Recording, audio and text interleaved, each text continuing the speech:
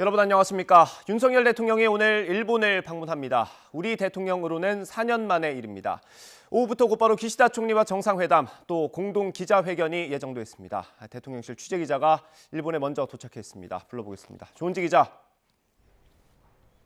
네, 일본 도쿄입니다. 네, 오늘 일정부터 자세히 전해주시죠. 네, 윤석열 대통령은 부인 김건희 여사와 함께 잠시 뒤 이곳 일본에 도착합니다. 저희 선발대는 어젯밤 하루 일찍 먼저 도착을 했는데요. 정상회담이 열리는 일본 기시다 총리의 관저 주변에는 태극기와 일장기가 나란히 걸렸고요. 경비도 한층 삼엄해졌습니다. 방송과 신문에서도 윤 대통령의 방일, 또 정상회담을 연신 대서특필하고 있어서 눈길을 끌었습니다. 윤 대통령의 이번 방일은 1박 2일로 굉장히 짧습니다. 첫 일정은 제1동포들과의 간담회고요. 이어 오후에는 일본 기시다 후미오 총리와 한일 정상회담이 열립니다. 소수만 배석하는 소인수 회담과 범위를 넓힌 확대 회담, 이어 공동 기자회견과 만찬까지 두 정상은 오늘만 꼬박 4시간 정도를 함께할 것으로 보입니다. 윤 대통령 취임 이후 두 사람은 지난해 나토 정상회의와 유엔 총회, 아세안 등에서 여러 차례 만났고 양자회담도 진행을 했지만 다자 외교 무대가 아닌 실무 방문 형식으로 대좌하는 건 또 의미가 남다릅니다. 대통령실은 한일 관계 개선의 중요한 이정표다. 이명박 전 대통령 이후 12년 동안 중단됐던 셔틀 외교가 재개된다. 이런 의미를 부여하기도 했습니다. 다만 양국의 공동 선언은 이번엔 없습니다. 지난 10여 년간 한일 관계가 계속 경색됐던 탓에 오늘 한일 정상이 모처럼 만나는 자리에서 그간의 입장을 총정리하고 정제된 문구까지 다듬기에는 시간이 부족했다는 게 우리 대통령실의 설명입니다. 네, 일단 대통령실은 만남 자체의 의미를 크게 부여하는 것 같은데 그러면 오늘 어떤 논의가 있을지도 윤곽이 좀 나왔습니까? 네, 한일 관계의 정상화 방안이 최우선 의제입니다. 우리 정부가 제3자 변제 방식의 징용 해법을 발표하고 꼭 열흘 만에 윤석열 대통령이 일본행 비행기에 오르게 되는 건데요. 우리는 공을 던졌고 일본이 얼마나 어떻게 화답할지가 관전 포인트입니다. 기시다 총리가 반성, 유감이라는 단어를 쓸지 또 미래 청년 기금의 일본 기업들의 참여가 어느 수준으로 이어질지 성의 있는 호응이 필요해 보입니다. 경제에서도 얽힌 게 많습니다. 일본의 대한국 수출 규제를 해제하고 화이트리스트에 복귀시키고 또 우리가 WTO 제소 등을 푸는 협력 방안이 논의될 것으로 보입니다. 한미일 안보협력 강화 기조 속에 확장 억제 강화 방안 또 군사정보 보호협정, 지소미아 정상화 등 안보 이슈도 빼놓을 수 없습니다. 오늘 한일 회담을 앞두고 북한이 대륙간 탄도미사일 ICBM을 쏜 만큼 두 정상의 대북 메시지에도 관심이 쏠립니다. 오늘 만남은 관계 정상화의 첫발이고요. 앞으로 양국 미래 구상과 합의사항을 다룰 준비위원회를 꾸려 공동선언 등을 내놓을 예정입니다. 올 여름쯤에 기시다 총리가 방한해서 셔틀 외교가 본궤도에 오르면 그 동력이 더 커질 것으로 보입니다. 지금까지 일본 도쿄에서 YTN 조은지입니다. 윤석열 대통령은 한일 정상회담을 앞두고 일본 언론에 강제징용 문제 해결은 한국 정부가 국민을 위해서 대국적 차원에서 내린 결단이라며 일본도 행동에 나서야 한다고 강조했습니다. 윤 대통령은 아사히, 마이니치를 포함한 일본 언론이 오늘 보도한 서면 인터뷰에서 한국 정부가 발표한 강제징용 피해자 배상 해법에 대해 1965년 국교 정상화 당시 합의와 2018년 한국 대법원 판결을 모두 충족시키기 위해 노력한 결과라고 설명하며 이같이 밝혔습니다.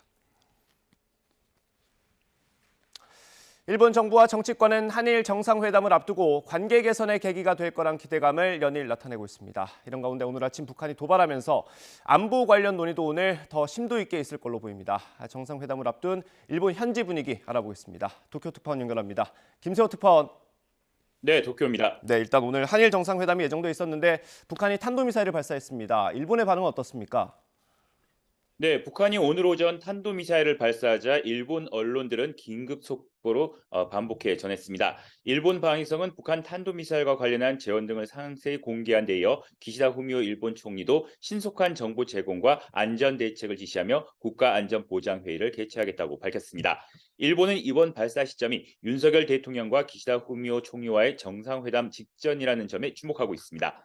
윤 대통령이 북한의 핵미사일 위협이 고도화됨에 따라 한일 협력의 중요성을 이미 여러 차례 강조했고 일본 역시 이러한 윤 대통령의 인식이 한국의 강제동원 해법안을 이끈 배경이라고 분석하며 긍정적으로 평가하고 있는데요. 한일 정상회담을 앞둔 북한의 탄도미사일 도발은 한일 간 군사안보 부분에서의 협력에 대한 북한의 반발과 견제로 보고 있습니다. 네. 오늘 자연스럽게 안보 관련 논의가 좀 많아지겠습니까?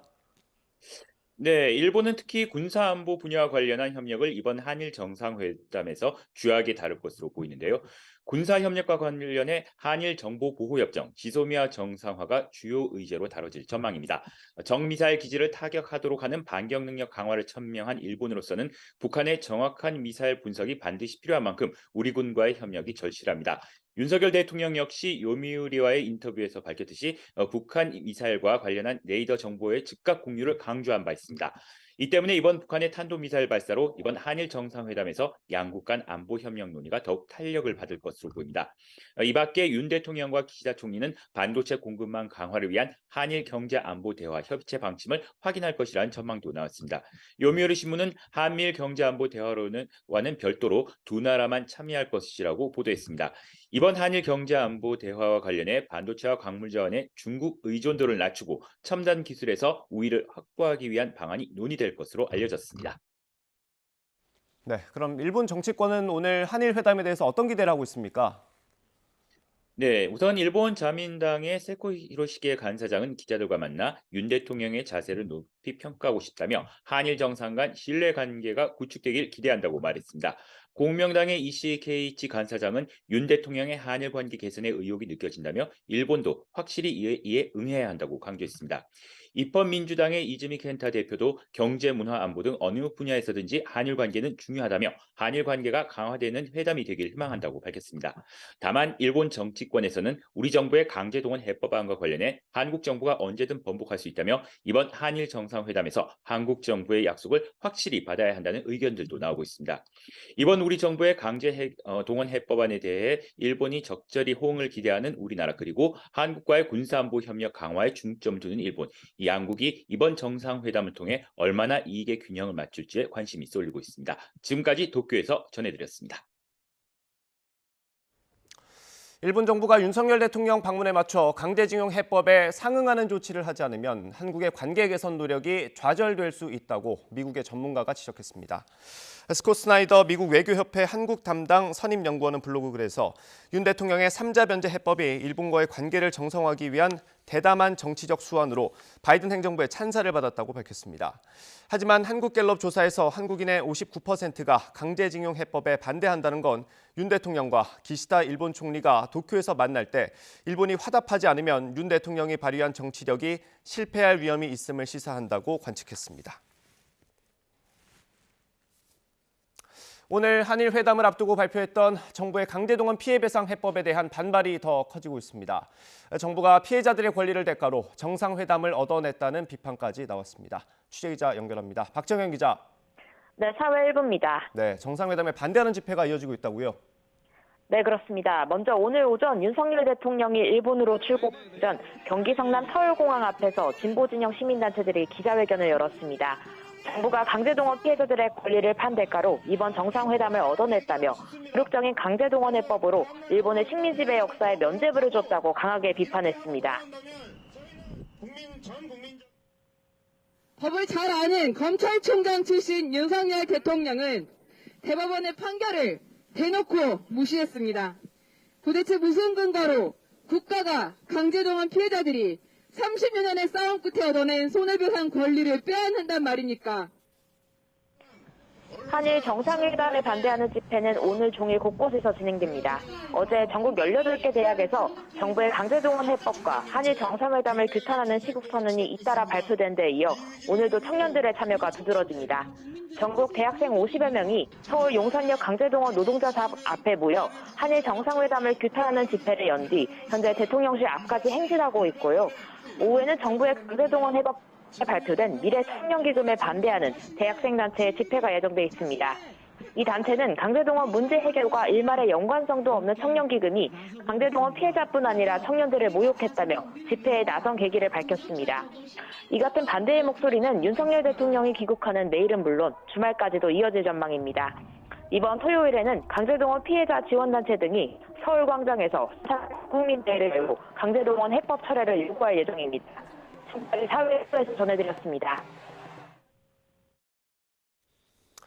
지난 2018년 미쓰비시 중공업을 상대로 강제동원 피해 배상 확정 판결을 받은 피해자 일부가 제3자 변제안을 받아들일 수 없다며 미쓰비시 중공업의 한국 내 자산을 받아내기 위한 소송을 제기했습니다. 강제동원 확정 판결 대리인단은 미쓰비시 중공업을 상대로 한 손해배상 소송의 원고 일부인 생존자 1명과 숨진 피해자 1명의 유족이 미쓰비시 중공업 국내 자산에 대해 서울중앙지방법원에 추심금 소송을 냈다고 밝혔습니다. 대리인단과 지원단은 이미 이 자산을 재작년 8월에 압류했고 추심 명령도 받았다며 향후 1심에서 승소하고 가집행 판결까지 나온다면 곧장 확보 가능한 채권이라고 덧붙였습니다. 한일 정상회담을 앞두고 정치권의 공방이 계속되고 있습니다. 여당은 한일 관계 개선을 기대했지만 야당은 굴욕 외교라고 비판했습니다. 오늘 국회에서는 반도체 시설에 세액공제 혜택을 확대하는 내용의 반도체 특별법이 논의됩니다. 국회 취재기자 연결해 보겠습니다. 조성호 기자. 네, 국회입니다. 네, 일단 정상회담에 대한 여야 반응 전해주시죠. 네, 윤석열 대통령이 일본으로 출국하는 길 김기현 대표와 주호영 원내대표 등 국민의힘 지도부도 배웅했습니다. 여당은 이번 한일 정상회담은 미래에 방점을 둔 것이라고 강조하고 있습니다. 성일종 정책위 의장은 CBS 라디오 인터뷰에서 제3자 변제 방식의 강제동원 해법에 대한 일본의 후속 조치와 관련해서 일본도 지금 막혀있는 한일 관계를 계속 이어갈 수는 없다고 생각하고 있는 것 같다면서 이렇게 언급했습니다. 그러면서 우선 수출 규제 같은 것들을 풀게 될 것이고 일본 측에서도 미래를 위한 준비에 필요한 여러 부분이 정상회담 이후 실무적으로 진전될 것이라고 내다봤습니다. 성정책위 의장 인터뷰 내용 들어보시죠. 또 다른 선언이 나온다고 하기보다는 그 신뢰를 더 돈독히 다지고 그리고 앞으로 미래에 대한 이야기가 정상회담으로서 양국 정상들이 기자회견을 통해서 나오지 않을까 생각을 합니다. 민주당 박홍근 원내대표는 윤 대통령이 이번 방일을 통해서 강제동원 피해자에 대한 일본 정부의 진심 어린 사과와 진전된 해법을 반드시 끌어내야 한다고 요구했습니다. 일본의 수출 규제 해제 전까지 지소미아 정상화 유예와 후쿠시마 원전 오염수 배출 계획 철회, 독도 영유권 주장 중단 등 민주당이 요구한 사항을 관철해서 그간 무능하고 굴욕적인 외교를 조금이라도 만회하라고 촉구했습니다. 박 원내대표 발언 들어보시죠. 이번 방일이 윤 대통령의 추억 여행으로 끝나서는 결코 안 됩니다. 더구나 과거사 문제 등 한일 간 주요 현안을 결코 국내의 정치적 셈법으로 접근해서도 안 될 일입니다. 네, 국회 현안도 하나 보겠습니다. 반도체 특별법 논의가 지금 진행되고 있습니까? 네, 오전 10시부터 기획재정위원회 조세심사 소위원회가 열릴 예정이었는데 조금 전인 11시 20분쯤에야 회의가 시작했습니다. 여야는 오늘 소위에서 반도체 시설 투자에 추가 세제 지원을 하는 내용의 반도체 특별법 처리를 시도할 계획인데요. 민주당 측에서 자신들이 발의한 법안을 소위에 직회부해달라고 요청하면서 회의가 지연된 것으로 전해지고 있습니다. 반도체 특별법, 이른바 K칩스법으로도 불리는 조세특례 제한법을 말하는데 세액 공제 비율을 대기업과 중견기업은 현행 8%에서 15%로 중소기업은 16%에서 25%로 상향하는 내용을 담고 있습니다. 앞서 이런 취지로 정부가 발의한 원안을 민주당도 수용하기로 하고 신동근 간사 명의로 관련 법안을 발의했습니다. 여야 합의 처리 가능성이 크다는 관측이지만 민주당은 반도체 말고도 2차 전지, 디스플레이, 백신에 이어 수소 관련 산업이나 미래 자동차 등도 세액 공제 혜택 업종으로 지정하자고 요구하고 있어서 추가로 논의가 이어질 것으로 보입니다. 오늘 조세 소위를 통과하게 되면 오는 22일 전체 회의를 거쳐서 30일 본회의에서 처리될 걸로 전망됩니다. 지금까지 국회에서 YTN 조성호입니다. 네, 앞서 전해드린 대로 북한이 오늘 동해상으로 ICBM을 발사했습니다. 이번 미사일은 화성 17형과 유사한 걸로 분석됩니다. 취재기자 연결합니다. 임성재 기자. 네, 국방부입니다. 네, 자세한 소식 전해주시죠. 네, 오늘 한일 정상회담이 열리는 가운데 북한이 대륙간 탄도미사일 ICBM을 쏘아 올렸습니다. 합동참모본부는 북한이 오늘 오전 7시 10분쯤 평양 순안 일대에서 동해상으로 장거리 탄도미사일 한 발을 발사했다고 밝혔습니다. 합참은 북한의 탄도미사일은 고각으로 발사돼 약 1000km를 비행한 뒤 동해상으로 떨어졌다고 덧붙였습니다. 한미 정보당국은 최근 북한의 미사일 개발 동향을 고려해 종합적으로 추가 재원을 분석하고 있는데요. 이 합참 관계자는 일단은 이번 미사일이 화성 17형과 유사한 것으로 보고 있다며 고체 연료 추진 신형 ICBM일 가능성은 낮다고 설명했습니다.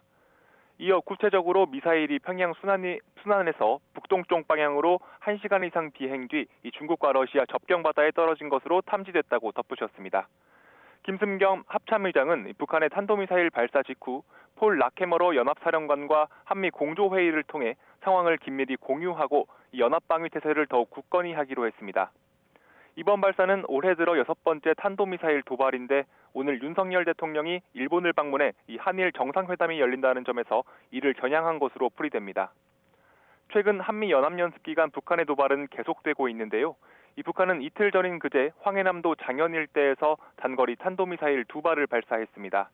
이에 앞서 지난 12일 함경남도 심포 일대 해상에서 잠수함 발사 순항미사일 2발을 쏘아 올렸고 지난 9일엔 남포 인근에서 근거리 탄도미사일 6발을 동시에 쏘아 올렸습니다. 이번 장거리 탄도미사일 발사는 한일 간 밀착, 즉 지소미아 정상화나 이 한일 안보 협력 강화 등에 대한 사전 경계 포석을 마련하기 위한 의도와 연합연습에 대한 반발이라는 분석이 나옵니다. 연합연습에 앞서 김정은 국무위원장은 당 중앙군사위원회 확대 회의를 열고 이 전쟁 억제력을 효과적으로 행사하고 활용하기 위한 중대한 실천적 조치들이 결정됐다며 무력 도발을 예고했는데요.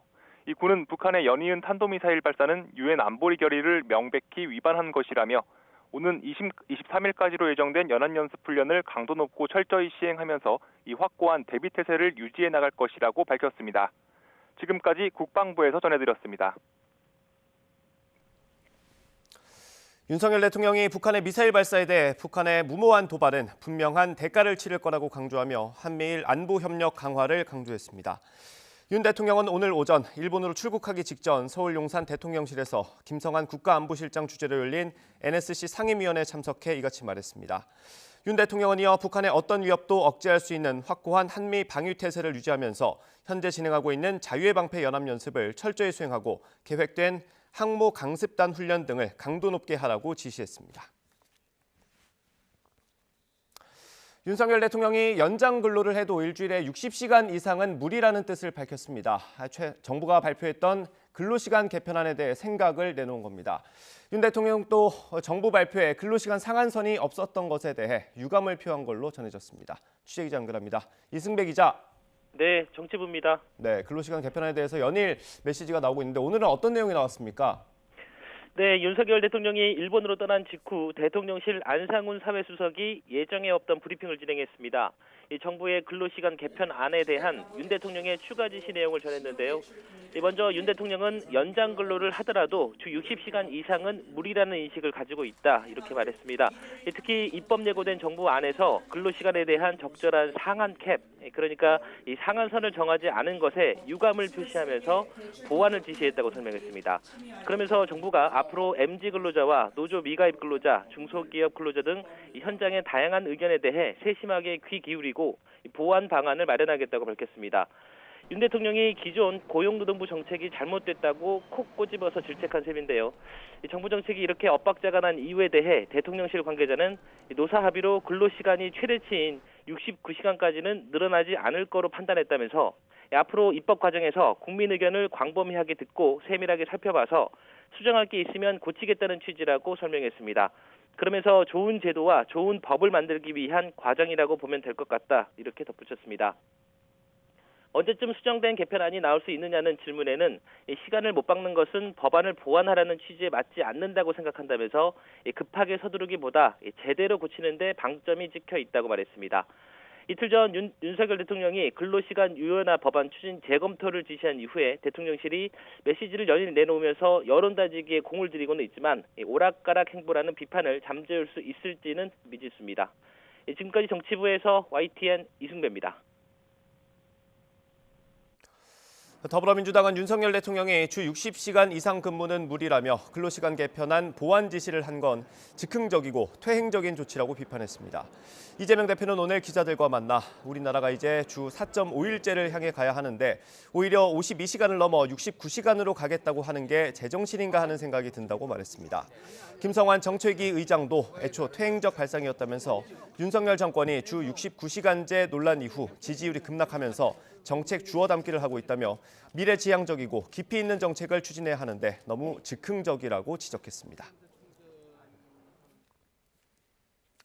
실리콘밸리 은행 파산 사태 이후 진정되는가 싶던 금융시장이 스위스 투자은행의 위기설로 다시 출렁이고 있습니다.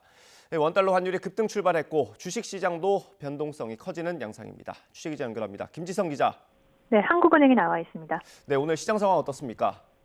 네, 위험 회피 심리가 재확산하면서 원달러 환율이 급등세로 출발했습니다. 오늘 서울 외환시장에서 환율은 10.3원 오른 1,314원에 개장했는데요.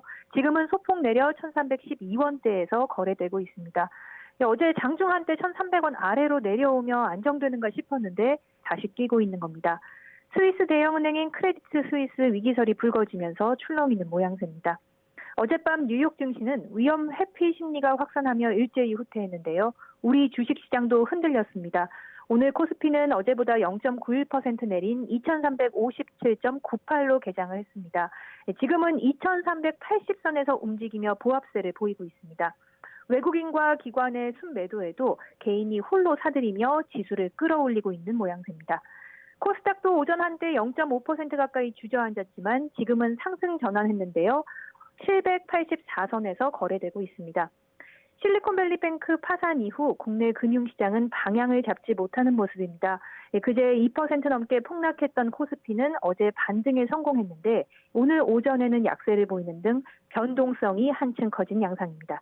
지금까지 한국은행에서 전해드렸습니다.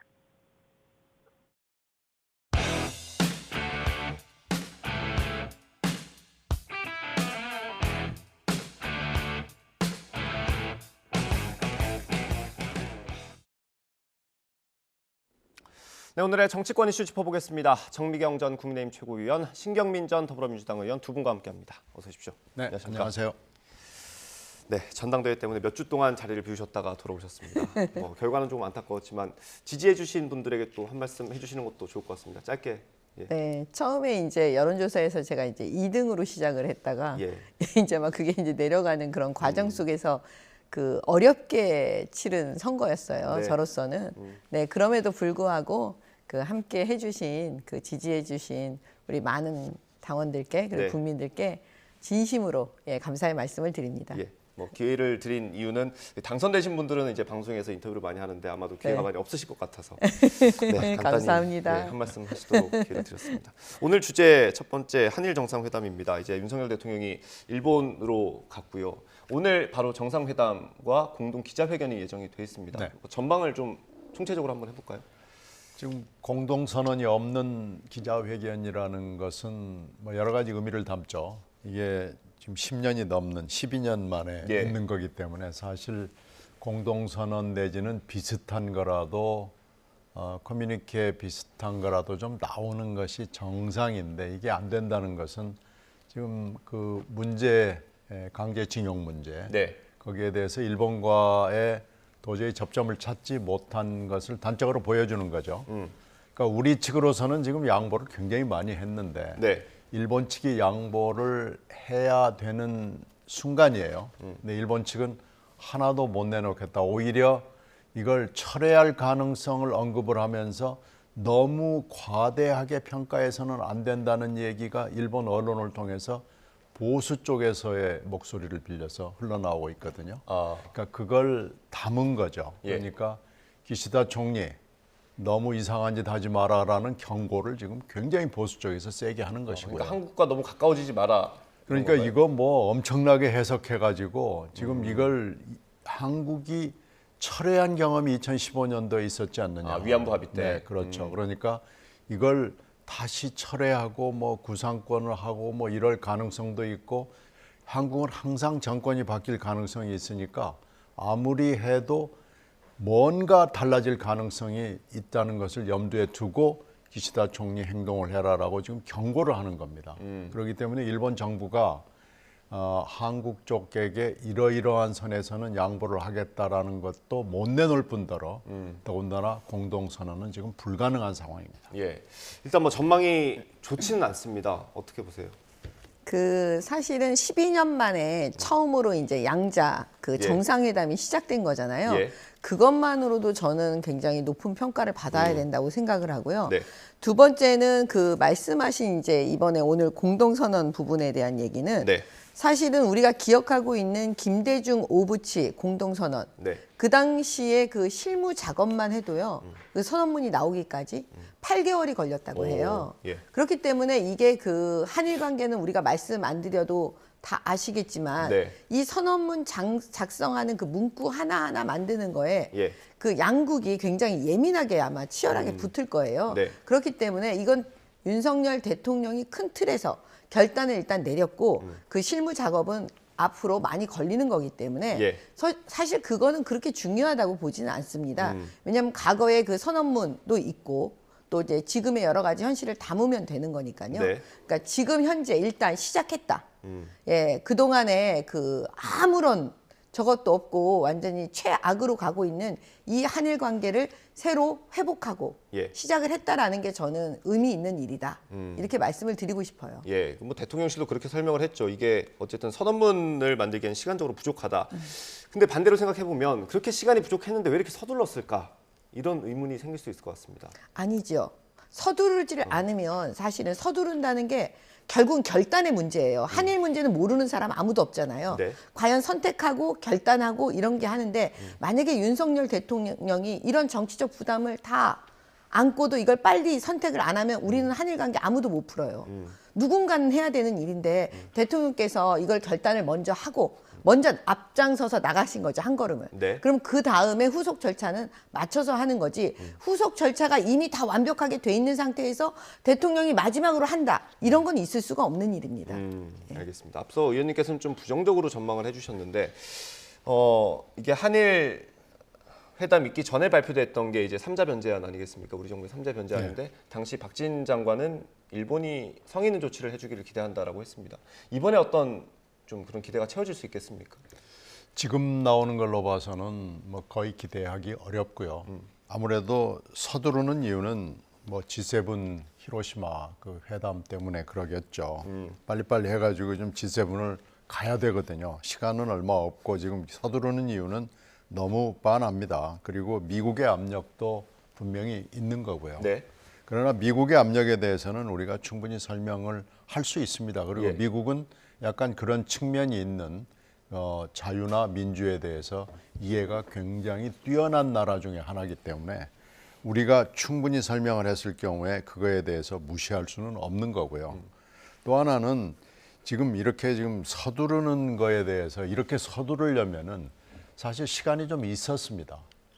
취임 이후부터 했더라면 벌써 한 8개월 정도의 시간이 있었는데 네. 피해자에 대한 여러 가지 사전 조치, 설득 뭐 이런 것들이 별로 눈에 띄지 않고요. 박진 장관도 여러 가지 자리에서 그 부분을 좀 깨름직하게 생각하는 얘기들이 많이 나왔어요. 그런데 지금 대통령이 본인의 요미우리 신문 인터뷰에서 얘기를 했듯이 내 아이디어였다라고 얘기를 했거든요. 네. 근데 지금 정부의 얘기하고 전혀 다릅니다. 그런 점으로 봤을 때는 대통령의 아이디어를 무리하게 시안에 맞춰서 하다 보니까 지금 이런 여러 가지 뭐라고 그래요? 서두른다는 느낌이 밖으로 흘러나올 정도로 나오고 있거든요. 예. 그러니까 외교는요, 특히 일본과의 관계에서의 외교는 굉장히 중요하고 여러 가지 전제 조건이 필요하고 이번에 일본 측도 깜짝 놀랐다는 거 아니에요? 전범 기업이 참여하지 않아도 좋다라고 탁 물러난 부분에 대해서 이것 정도를 하려면은 여러 가지 사전 조치가 필요한데 일본이 깜짝 놀랄 정도로 과속 질주를 했다고 밖에는 해석이 안 됩니다. 그 요미우리 신문 인터뷰에 얘기를 해주셔가지고 윤석열 대통령이 이제 그 강제동원 얘기가 이제 다시 반복될 일은 없을 거다라는 취지로 인터뷰를 하지 않았습니까? 네. 그거에 대해서는 어떻게 보세요? 그건 대통령의 생각이고요. 그렇게 간다고 누가 지금 아무도 동의하지 않는 얘기를 대통령 혼자 하는데요. 지금 대통령이 특히 일본 외교가 이렇게 복잡한 내용인데 일본 외교를 현인 정치, 철인 정치 하듯이 막 밀어붙이거든요. 이건 그렇게 될 수가 없을 겁니다. 대통령 혼자 간다고 이 과거 문제가 일소에 해결될 것 같으면은 이 과거 문제 이렇게까지 길어질 리도 없죠. 그래서 예. 이 문제는 다시 한번 생각을 하는 게 좋을 거예요. 예. 그 3자 변제안에 대해서 질문을 드리겠습니다. 지금 우리 정부가 발표했고 일본에 일단 성의 있는 조치가 뭐 나온 건 확정된 건 없는 상황인 것 같은데 어느 정도까지 나와야 좀 외교적으로 우리가 평가를 받을 수 있겠습니까?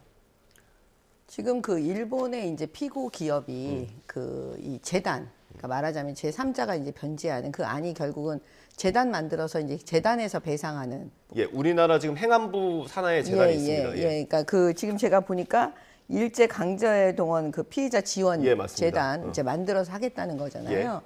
그러면 결국에는 이제 일본의 피고 기업이 거기에 참여하느냐, 안 하느냐의 이제 문제이겠죠. 핵심은 저는 그거라고 봐요. 안 하면 어떻게 됩니까? 참여를 하면 이제 나중에 구상권 문제는 저는 없어질 거라고 보고요.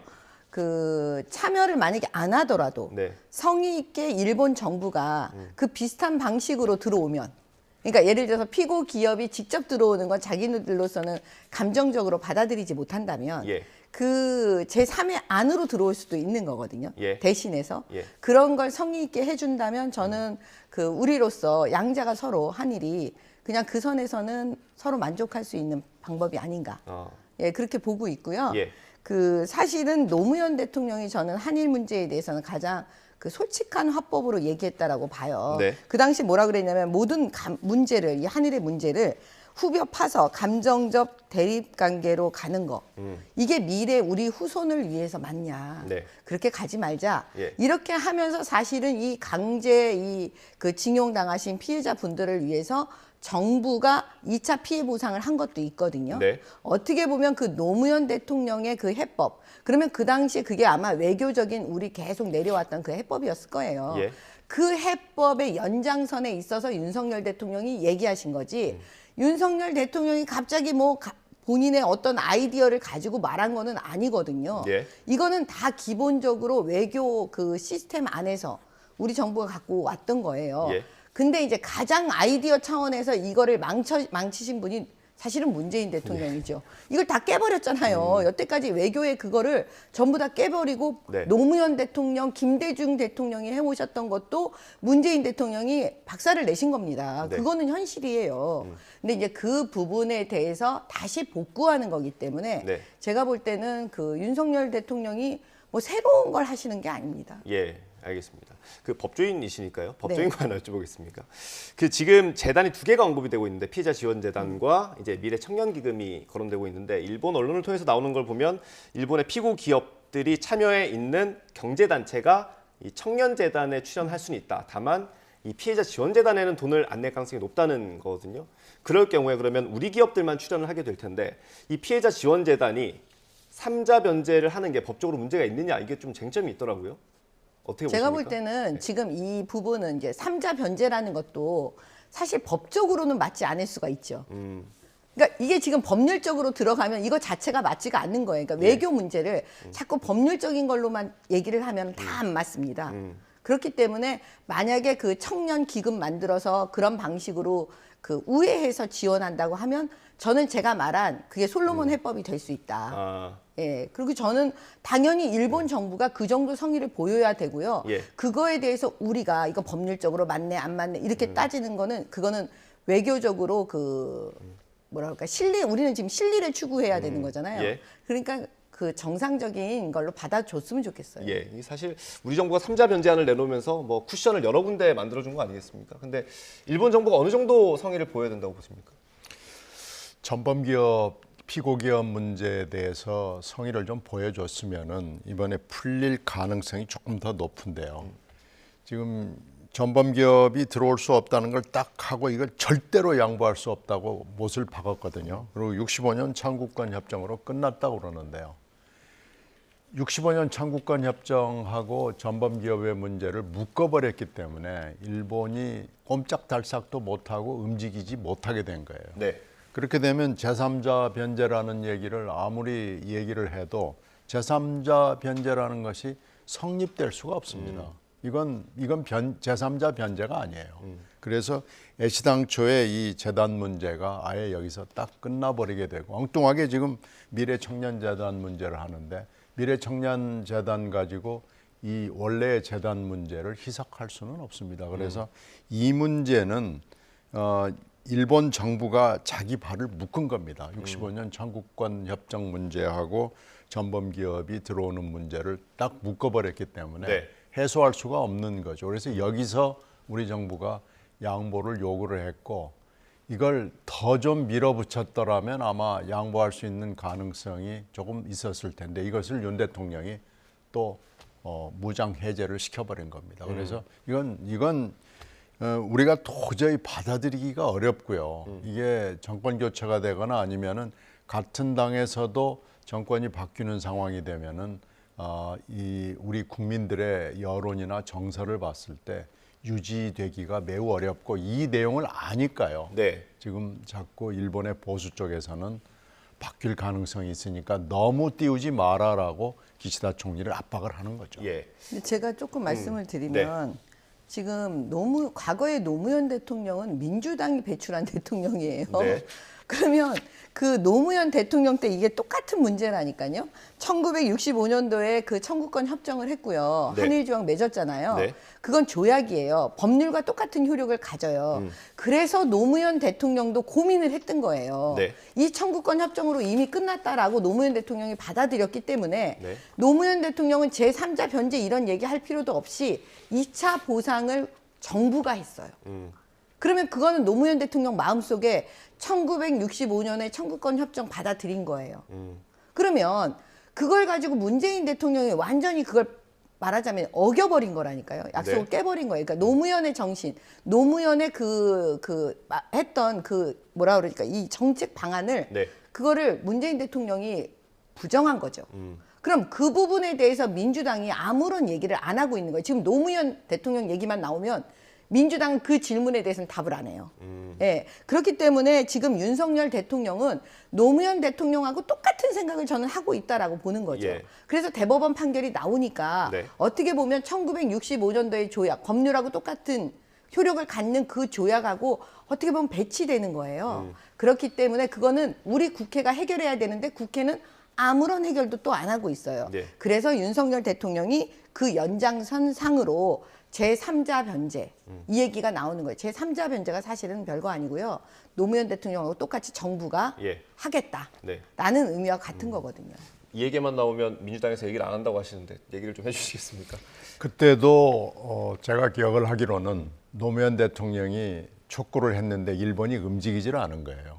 그러니까 좋다. 일본이 움직일 가능성이 없다 그러면 우리라도 하자. 그런 거지. 그걸 인정을 한 건 아닙니다. 그리고 지금 그 이후의 상황이 2018년에 대법원 판결이 나왔거든요. 근데 대법원 판결에 대해서 여러 가지 평가가 있지만 이 대법원 판결을 좋아하건 좋아하지 않건 존중하지 않을 도리가 없거든요. 근데 대법원 판결의 정신은 전범 기업이 참여하는 것을 전제로 하고 있거든요. 네. 그러니까 여기서 일단 얘기가 다시 노무현 대통령으로 돌아가는 것은 일단 끊어졌다고 저는 봅니다. 알겠습니다. 지금까지 다룬 게 이제 피해 배상에 대한 얘기고요. 피해 배상이 진정성이 있어 보이려면 사과까지 있어야 되지 않겠습니까? 그 표현이 어느 정도 수위로 오늘 나올지 전망을 좀 해볼 수 있을까요? 이제 그 부분도 사실은 이제 그 전에 김대중, 예. 오부치, 그 다음에 노무현, 네. 그 다음에 이제 윤석열 대통령으로 저는 이어진다고 보고요. 네. 사과는 피해자가 원하는 대로 사실 사과해야 되죠. 예. 가해자는. 원래 그게 맞아요. 예. 그게 감정적으로. 이제 근데 이게 이제 양 국가 간의 어떤 외교 문제가 되니까 그 부분에 있어서 여러 가지 복잡한 문제가 있잖아요. 예. 그러니까 그거를 어떻게 담아내느냐. 윤석열 정부가 국민들께 이제 보여주는 어떤 말하자면 그 어떤 기준, 수준 뭐 이런 거 아니겠습니까? 예. 제가 볼 때는 적정한 수준에서 아마 담아낼 거다. 예. 이렇게 보고 있어요. 일단 기자회견에서 내용이 나와야 되고요. 거기서 그걸 보고 이제 우리가 평가를 해야 될 텐데 전망은 좀 해볼까요? 전망은 아마 뭐 그 금방 말씀하신 그 25년 전에 그 정도 수준을 정신을 뭐 잊지 말자 정도를 되풀이할 텐데요. 지금 문제는 사실 그 사이에 50번이 넘는 사과가 있었습니다. 네. 근데 안 되잖아요. 왜 그러냐? 반성하고 나서 뭐 일본의 최고위급들이 반성을 하는데 돌아서면 바로 욕설이 나오거든요. 그러니까 그 반성이 아무 의미가 없는 것인데요. 실제로는 반성의 의미를 진정으로 담을 수 있는 그게 누가 됐든지 간에 그것이 중요한 것이지 지금 다시 뭐 어쩌고 저쩌고 얘기하는 것이 그렇게 큰 의미를 갖지는 못할 거예요. 아마 오늘 기자회견에서는 틀림없이 김대중 오부지 선언의 정신을 언급하면서 그냥 흘러갈 걸로 생각이 됩니다. 지금 보수 쪽에 일본 보수 쪽의 얘기가 바로 그런 얘기거든요. 너무 찬송 찬양하지 말라는 얘기이기 때문에 네. 그것을 깊이 아마 기시다 총리가 인식을 하고 오늘 기자회견에 임하게 됩니다. 알겠습니다. 근데 핵심이요. 이제 이게 회복이 되면 그 한일 이제 우리가 한일 간에 맺었던 군사정보 보호 협정도 있잖아요. 네. 그다음에 그 지금까지 문재인 정권에서 일본이 우리에게 보복으로 또 수출 규제 했던 게 있잖아요. 그러니까 이런 두 가지 문제가 이제 회복이 될 거라고 저는 기대를 하고 예. 그러면 지금 북한의 저 말도 안 되는 지금 미사일 이런 거, 그다음에 이런 거, 그다음에 중국의 지금 대만하고의 여러 가지 문제, 네. 그다음에 미국의 뭐 여러 가지 상황, 이 모든 게 저는 점차적으로 그 우리한테 유리하게 그 풀릴 수가 있으니까요. 네. 이걸 굉장히 긍정적으로 보고 대통령은 윤석열 대통령은 그 지점까지 다 보고 하지 않았겠습니까? 알겠습니다. 외교니까요. 우리나라 국익에 이득이 되는 쪽으로 나왔으면 좋겠습니다. 오늘 오후에 이제 정상회담이 예정돼 있고 공동 기자회견이 있을 예정입니다. 결과 보고 내일 또 대담을 해보도록 하겠습니다. 민주당 얘기 넘어가기 전에 요 얘기 잠깐 해보겠습니다. 그 근로시간 그 개편안 정부가 발표했던 건데 이거가 지금 좀 논란이 되고 있는데 대통령실에서 연일 메시지가 나오고 있습니다. 어떻게 보셨어요? 이제 그 좀 유연하게 가야지 않는가. 네. 뭐 그게 핵심이지 않겠습니까? 예, 뭐 유연하게 가긴 가는데 유연하게 가자라고 한 번 얘기하면 여러 번 이제 설명을 하는 것 자체가 좀 우리가 뭔가 잘못하고 있구나라고 얘기하는 거 아닌지 싶기도 하고요. 이제 그게 이제 좀 덜 세련돼서 나오는 것 같은데요. 예. 그 이제 참모진들과 네. 여러 가지가 이제 그런 부분에서 이제 사실은 그 선거를 통하면 많은 분들을 만나요. 아마 대통령께서 직접 많이 만나셨지 않았겠어요? 그 네. 대선 기간 중에. 네. 그러니까 이 근로시간 부분에 대해서 너무나 많은 분들이 고통을 호소하는 걸 들으셨기 때문에 그 대원칙은 좀 유연하게 가자. 아마였을 거예요. 예. 근데 이 노동부가 정책을 발표한 이후에 지금 대통령실에서 재검토 지시가 내렸고 대통령의 뜻까지 오늘 60시간을 넘는 거는 좀 아닌 것 같다라는 뜻까지 나왔습니다. 이걸 대통령이 지시해서 노동부가 내놓은 것을 다시 대통령이 뒤집은 거기 때문에 할 말은 없죠. 근데 지금 아마 대선 기간 중에 이 얘기를 많이 듣고 이 얘기를 실제로 얘기를 했습니다. 네. 그때 토론 과정이나 이렇게 보면은 저도 기억이 나고요. 주 52시간을 어겼을 때 범죄화하는 문제에 대해서 아마 굉장히 많이 얘기를 들은 거고요. 네. 또 그 부문에 따라서는 주 52시간을 도저히 지킬 수 없는 그런 부문이 있다라는 그 얘기를 많이 들은 것을 갑자기 그것을 대처하는 조치로 주 69시간으로 껑충 올린 것은 너무 그 회사 사정이나 특히 직장인들 사정을 모르는 거예요. 노사 관계가 그렇게 수평적이지도 않고요. 네. 특히 직장에서 월급을 몇 달이라도 받아본 사람들은 휴가도 법에 정해져 있는 휴가도 눈치를 보고 가야 되고 더군다나 연차를 내 맘대로 쓴다? 그건 생각하기 어렵거든요. 예. 그런데 이렇게 하면은 이거 우리 보고 죽으란 얘기냐라는 얘기를 젊은 사람들이 특히 직장인들이 할 수밖에 없는 그런 형편인 거죠. 네. 이걸 너무나 무식하게 물어붙인 거고요. 지금 저는 여기서 대통령이 얘기를 하니까 그걸 받아쓰기 해가지고 바로 정책으로 만들어내는 관료 시스템이 다 망가졌다라는 것을 읽을 수가 있습니다. 네. 그래서 이렇게 하지 마시고요. 제발 좀 상하 좌우 대화를 좀 하세요. 밀어붙인다고 될 일이 있고 안 될 일이 있습니다. 지금 모든 정책 우리가 쭉 얘기했던 한일 관계 문제도 그렇고 이 문제도 그렇고 전에 학력 문제도 그렇고요. 밀어붙이고 대통령이 화내면 된다라는 건데 안 되는 거 많습니다. 저는 이 문제뿐만 아니고요. 여기서 읽을 수 있는 건 제발 정책을 특히 중요한 정책을 이렇게 하지 말아라고 말씀드리고 싶습니다. 알겠습니다. 어쨌든 뭐 대통령의 지시에 따라서 여론을 조금 더 수렴한다고 하니까요. 어떤 결과가 나올지 그때 가서 다시 한번 얘기를 해보도록 하고요. 민주당 얘기로 넘어가 보겠습니다. 민주당의 정치혁신위원회가 있는데 그동안 논란이 좀 많이 됐던 겁니다. 당원 80조가 또 논란이 되고 있어요. 이게 이제 기소가 되면 당직을 정지한다라는 조항인데 이걸 아예 삭제하는 걸 좀 검토하고 있더라고요. 지난번에 이게 지난해 8월 전당대회에서 문제가 돼가지고 네. 여기에다 제도적 장치를 좀 더 추가를 해서 사실 이 조항이 이미 원래 원안이 있고 개정안이 있고 지금 또 바꾸겠다고 그러는 거 아니에요? 아예 없애겠다는 거 아니겠어요? 근데 지금 이 조항이 살아 있어도 이재명 대표가 기소가 돼도 별 큰 문제는 없습니다. 지금 제도적 장치나 여러 가지 인선이나를 다 해놨기 때문에 이재명 대표가 기소가 되고 나서도 대표하는데 아무 문제가 없는 지경에 와 있어요. 그럼에도 불구하고 당의 정치개혁위원회에서 이렇게 하는 것은 이건 진짜 아부입니다. 그래서 아예 그냥 사글이 이거 아예 그냥 다 싹을 잘라서 없애버리자라는 건데 이렇게 아부를 해가지고 어떻게 당이 돌아갈지 모르겠어요. 이 80조는요 역사가 있습니다.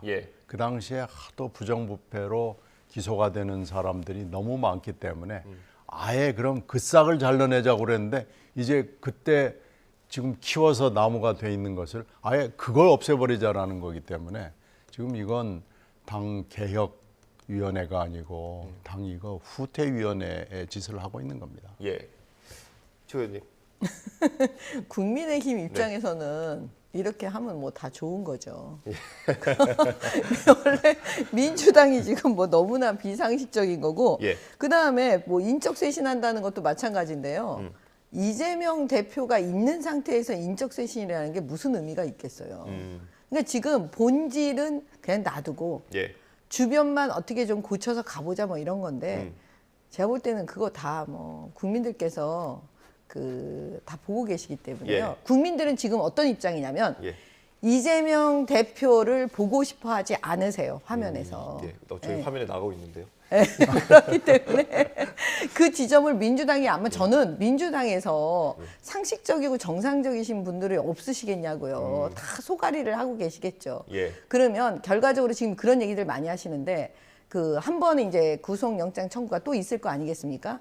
뭐 그렇게 예상이 되고 있죠. 그럴 때는 결국은 가결될 것이다. 체포 동의할 것이다. 이렇게 다 보고 있어요. 그렇기 때문에 이재명 대표와 그 측근들은 더 몸이 달겠죠. 어떻게든지 80조도 아예 없애야 되고 어떤 식으로든 그 주변에 막 모양새 갖춰갖고 인적 쇄신하는 거 보여주고 싶어하고 어떻게든지 이재명 대표 지켜서 옥중에서라도 공천을 하게끔 만드는 그렇게 하려고 하지만 결국 그 모습 자체는 이미 무너지고 있다. 라는 그 사인이다. 저는 그렇게 보고 있어요. 알겠습니다. 신경민 의원님께서도 비판적으로 말씀해 주셨는데 그 당 최고위원인 박찬대 의원도 사실 여기에는 지금은 시기가 아니다라고 입장을 밝히기도 했더라고요. 좀 신중하게 접근을 하게 될 것 같고요. 민주당 입장으로서도.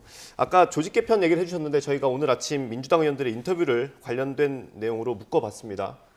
준비가 되면 들어보고 돌아오겠습니다. 지금 언론에서는 제가 송영길 대표, 문재인 대표도 다 그만뒀다, 너 물러나라 이런 식으로 얘기를 했다고 나오는데 지금 어떻게 스크립트를 자세히 한번 보십시오. 일단 전면적인 당직 개편 다 해라. 근데 앵커가 묻습니다. 그래도 안 되면 어떡하죠? 그때 이제 송영길도 문재인도 그때 다 그만뒀다. 그 얘기 하신 거예요? 그렇죠. 그러니까 질서 있는 퇴진론, 저도 그거 비슷합니다. 단계적 퇴진론이죠. 단계적 퇴진론. 네네네. 동의하신단 말이군요. 이 A 의원 주장에. 근데 연말이라고 하는 것이 너무 멀죠. 멀어요? 멀죠. 연말이라고 하는 것이. 왜요? 내년 총선이 4월인데 연말이면 그때는 이제 뭐 거진 총선입니다. 분위기는 쇄신을 할 필요가 있고 지금 위기적인 상황이지 않겠습니까? 지난번 이제 이탈표가 너무 많이 나와서 근데 문제는 인적 쇄신에 그치지 않을 것입니다. 그런 주장을 하는 분들은 인적 쇄신 한번 또 수용하면은 이 당대표 목표가 총선 앞두고 이제 당대표를 이제 갈아보자는 그거지 않습니까? 그래서 이 당대표가 물러나지 않은 한은 지속적으로 당대표 물러나라고 계속 이야기를 할 것이고요. 이 목소리가 더 커지게 될 거라고 봅니다. 최근 며칠 동안 이제 질서 있는 퇴진론이 많이 회자가 됐었는데 조홍천 의원은 단계적인 퇴진을 언급을 했습니다. 어떤 생각이세요? 지금 뭐 퇴진 얘기도 나오고 인적 쇄신 얘기도 나오는데 아마 인적 쇄신 얘기가 먼저 나오겠죠. 그런데 만약에 이재명 대표가 정말 사무총장까지를 포함한 인적 쇄신을 한다고 그러면은 뭐 한번 들여다볼 필요가 있는데 사무총장은 절대로 안 돼. 이런다면은 그 인적 쇄신은 별 의미가 없습니다. 그러니까 사무총장 정도는 포함이 돼야 어떤 울림이 있다. 네, 그렇죠. 그렇게 돼야 당에 있는 사람들이 또 현역 의원들이 정말로 인적 쇄신을 하려고 그러는구나라고 생각하는 거죠. 만약에 사무총장은 절대로 안 돼. 이렇게 나온다고 그러면은 거기에 대해서는 별로 그렇게 감흥이 없을 거고요. 왜 그러냐면은 기소 시에 판단을 해야 되는 것도 사무총장이고 그보다 더 중요한 것은 공천 과정에서 쭉 제일 영향을 많이 끼칠 사람이 사무총장이거든요. 네. 사무총장과 전략부총장 그리고 조직부총장 이렇게 해서 그게 쭉 사무총장 단을 형성을 하는데요. 사무총장이 포함되지 않는 인적 쇄신은 그렇게 큰 의미가 없고요. 지금 아마 뭐 이렇게 적당히 양보하는 선에서 한다 그러면은 그거에 대해서 그래 애썼네. 정말로 뭘 하려고 그러네. 이렇게 판단하는 사람은 거의 없다고 봐야 됩니다. 그러니까 친명계 입장에서는 안민석 의원과 뭐 같은 얘기일 텐데 친명계 입장에서는 조직 개편을 시작으로 이게 끝이 아니라 계속 이재명 대표의 사퇴를 계속해서 언급을 할 거다라는 불안감이 있는 것 같거든요. 이건 이제 뭐 사법 리스크, 특히 2차 체포동의안의 처리와 관련이 돼 있는 거죠. 그래서 2차 체포동의안이 만약에 이것이 지난번처럼 되거나 지난번보다는 좋은 성적표를 받아야 되지 않겠어요? 예. 만약에 지난번보다 나쁜 성적표를 받거나 아니면은 별로 의미가 없는 지난번하고 비슷한 성적표를 받는다고 그러면은 이재명 대표의 위상은 크게 흔들릴 수밖에 없는 거고요. 예. 만약에 가결이 된다 그러면 그건 이제 당에 뭐 엄청난 충격을 주는 거죠. 그러면 가결이 됐을 경우도 지금 최악의 상황이기 때문에 상정을 하지 않을 수가 없는 상황이 된 거 아니겠어요? 지난번에 전 비서실장이 갑자기 유명을 달리함으로써 이게 지금 모든 상황이 흐트러지기 시작한 계기가 된 겁니다. 그러니까 지난주 이후에는 모든 것을 원점에서 다시 생각하고 다시 시나리오를 고쳐서야 되는 상황이 온 겁니다. 예. 최 의원께는 이 질문을 드려보겠습니다. 최근에 SNS상에 문재인 전 대통령을 포함한 민주당의 수박 실적이라는 포스터가 이제 SNS에 돌아다니는데 민주당 지도부에서는 이게 우리 지지자가 아니라 다른 쪽일 수도 있을 것 같다 이런 판단을 하는 것 같더라고요. 뭐 형사 고발을 지금 검토 중인 것 같던데 어떻게 보십니까? 그러니까 이제 이게 그 조직이 내부에서 안 될 때요. 무너질 때 이런 현상들이 막 벌어져요.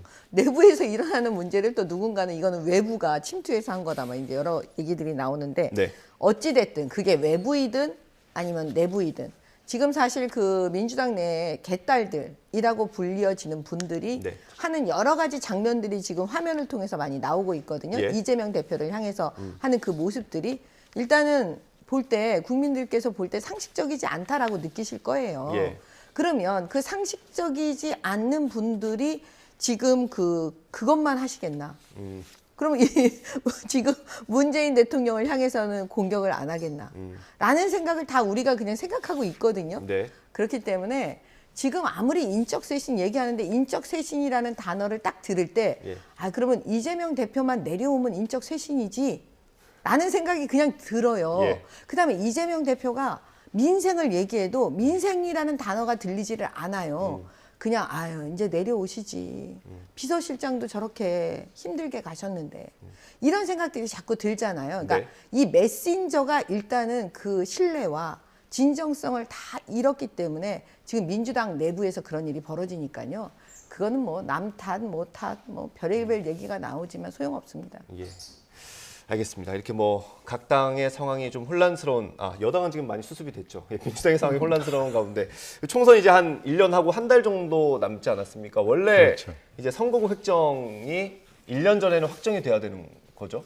그건 원칙적인 얘기고 그런 적이 한 번도 없습니다. 네, 그렇죠. 이제 지금에서야 지금 국회에서는 선거구 획정을 어떻게 할 거냐. 왜냐하면 선거법을 어쨌든 위성정당이라는 폐해가 드러났기 때문에 바꿔야 되는 상황이지 않습니까? 논의가 지금 국회에서 시작이 됐는데 두 분께 짧게 이 얘기 듣고 마무리하면 될 것 같은데 의원 정수를 어쨌든 먼저 정해야 되지 않습니까? 어떻게 생각하십니까? 이게 지금 300명이 어떻게 보면 감정적 한계선이에요. 300명을 넘겨야 된다는 얘기를 국회에 관련된 사람들, 의장을 포함해서 각 당이 아무도 하지 못합니다. 그런데 실제 현재의 제도 300명 안에서는 무슨 제도를 해도 이게 안 맞아 떨어지거든요. 그러니까 300명의 이 실링, 이것을 깰 수 있느냐 없느냐가 이번에 아마 관건이 될 거고요. 예. 지난번에 몇 번에 걸쳐서 이 300명을 깨야 된다는 얘기가 모기 소리만큼 있었는데 예. 그게 뭐 거의 사라졌습니다. 그래서 예. 이번에는 도저히 이걸 유지하기가 어려운, 이 실링을 유지하기가 어려운 여러 가지 여건들이 지금 생겼고 지금 지방 소멸 얘기가 나오면서 인구 문제 때문에 선거구 획정을 하지 않을 수가 없는 상황이 지금 터지기 직전까지 와 있습니다. 선거구를 많이 바꿔야 되는. 많이 바꿔야 됩니다. 지금 아마 수도권은 선거구를 늘려야 되는 요구가 폭발 직전이고요. 지방은 통폐합을 해야 되는 요구가 너무나 커져가지고 네. 이걸 이번에 어떻게 도농복합이건 하건 뭘 하든지 간에 300명이라는 이 실링, 네. 이 문제를 건드리지 않고는 도저히 헤쳐나가기가 어려운 상황까지 지금 와 있습니다. 네. 짧게 해주셔야 될 것 같습니다. 한 30초 정도 부탁드려도 될까요? 저는 그 300명 그 넘기는 거를 만약에 민주당이든 국민의힘이든 어느 당이 만약 얘기를 하잖아요. 예. 그러면 그 반대인 사람들은 300명을 지켜야 된다. 예. 그러니까 절대 늘리는 거에 반대한다. 분명히 이렇게 나올 거예요. 총선 전략인 왜냐하면 거죠? 총선 전략이기 때문에. 그래서 저는 300명은 넘기지 못할 거다. 이렇게 봅니다. 그럼 민주당에서 먼저 얘기를 꺼냈다고 지금 판단하시는 겁니까? 네. 알겠습니다. 오늘 의원총회가 각 당에서 있다고 하더라고요. 선거제도 관련해서 논의가 있을 것 같은데 또 어떻게 정리될지 한번 지켜보겠습니다. 오늘 말씀 여기까지 듣겠습니다. 감사합니다. 네, 고맙습니다.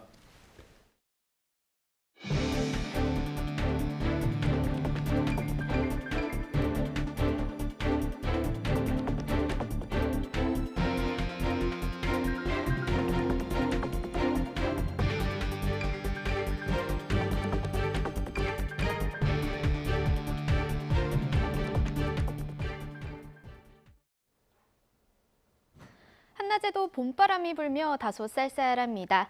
오늘 서울의 한낮 기온은 영상 10도로 어제보다 4도, 예년보다 2도가량 낮겠는데요. 다행히 내일 낮부터는 기온이 오름세를 보이며 다시 예년보다 따뜻한 봄 날씨가 찾아올 전망입니다. 오늘은 전국적으로 맑은 하늘이 함께하고 있습니다. 원활한 대기 확산으로 대기질도 무난한데요. 다만 나날이 건조특보가 확대하고 있습니다. 보시는 것처럼 대부분 지역에 건조주의보가 내려져 있고요. 바람도 강하게 불어서 화재 위험성이 무척 큽니다. 야외 활동 시 화기 사용에 각별히 유의하시기 바랍니다. 오늘 낮 기온은 어제보다 3에서 7도가량 낮겠습니다. 서울 10도, 대전 13도, 광주와 대구 16도가 예상됩니다. 내일은 오전에 제주도를 시작으로 밤에는 남해안에도 비가 내리겠고요. 당분간 내륙은 맑은 가운데 완연한 봄 날씨가 이어질 전망입니다. 날씨였습니다. 뉴스 앤 이슈 2부가 이어집니다. 저는 잠시 뒤에 돌아오겠습니다.